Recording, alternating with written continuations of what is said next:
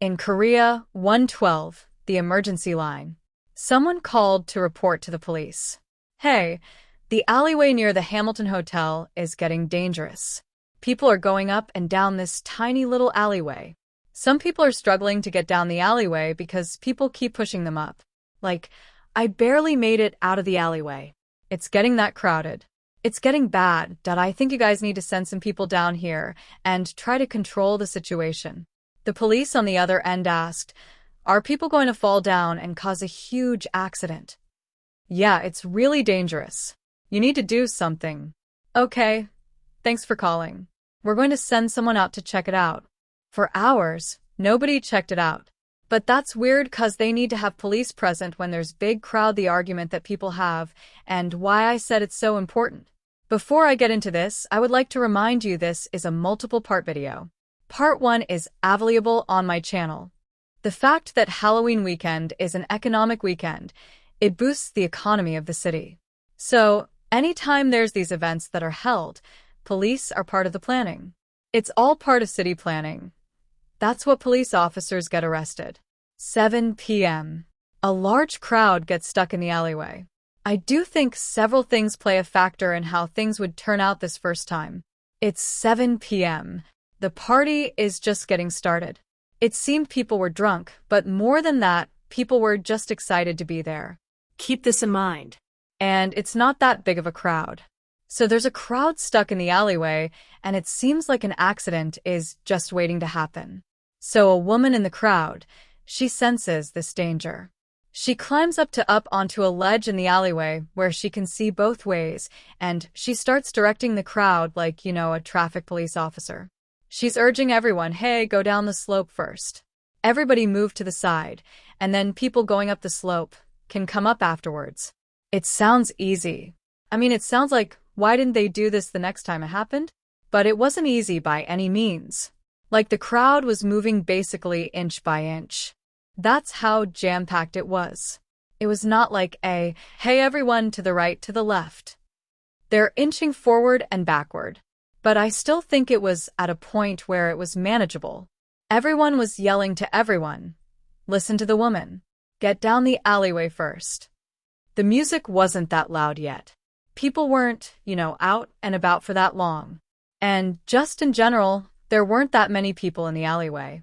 But after this crowd is able to get through the alleyway, there's like this lingering feeling. This is not a good situation. At first, in the beginning of the night, all the posts about Itaewon that night were, oh my god, it is going to be crazy. It's going to be fun. It's so exciting. Look at all the places that are open. Look at these costumes people are wearing. It was a good thing. It was a positive feeling.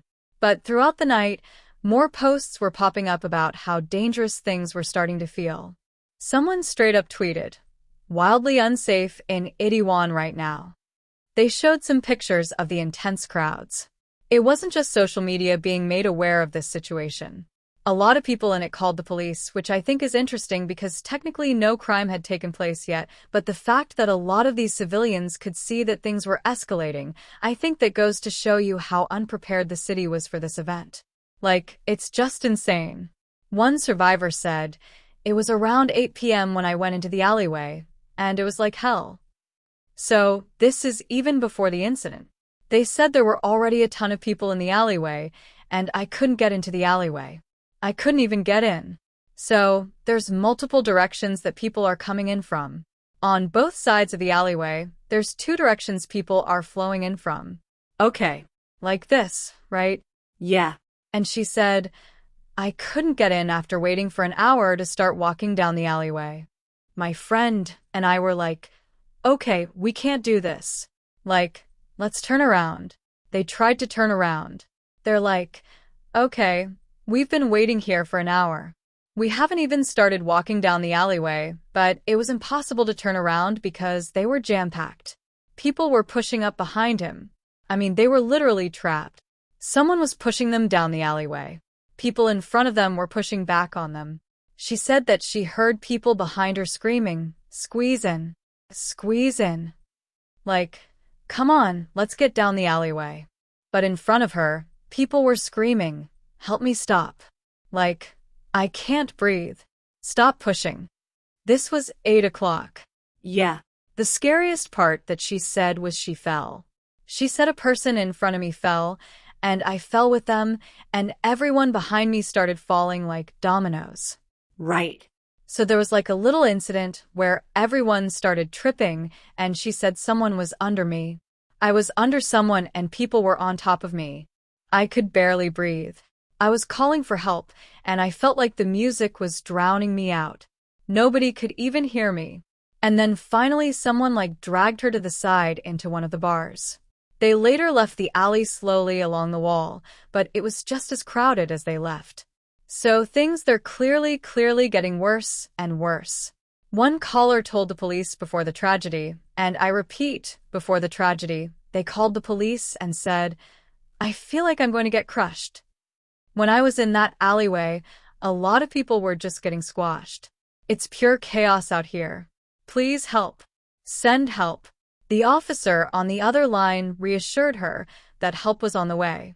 Records show that they were not on the way. Out of numerous phone calls that were made to the police that night, the police only sent out officers 4 times, and apparently they didn't do anything. I don't know if maybe they didn't feel like anything was wrong. Maybe they didn't care to find out. Honestly, I don't know. But it is noted the police did not dispatch anyone after calls were made from 9 p.m. and onward. So, an hour leading up to the tragedy, the police sent no officers to the site, and they were getting tens of calls. And it's truly is not that nobody was alerting them that something was wrong. In fact, someone even walked into the police station to tell them. A live streamer, let's call her G. G was live streaming in Itaewon that night. And, the night started off great, but soon the roads, the alleyways, they got so crowded.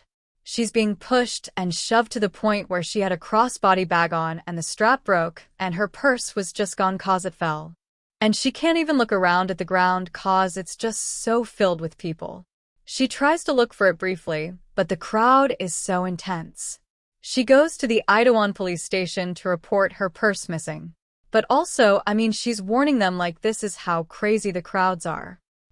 You don't think that's crazy that this happened with my purse? Nobody stole it. It broke because I was being pushed and shoved. She said, when I was there in the alleyway, I even saw people shouting that they had fallen and that they had gotten hurt. You guys need to do something about it. The crowd is getting out of control. Somebody's going to get hurt. The police ignore her. They instead focused on the bag. They're like, "Oh, well, we're going to keep an eye out on your purse. Hopefully, someone turns it in tomorrow to lost and found." What's going on? The conspiracies come too, it's really crazy. So, the question, I guess, is did the police just really think that nothing bad was going to happen? But they were wrong. The tragedy happened 1 hour after she reported it to the police.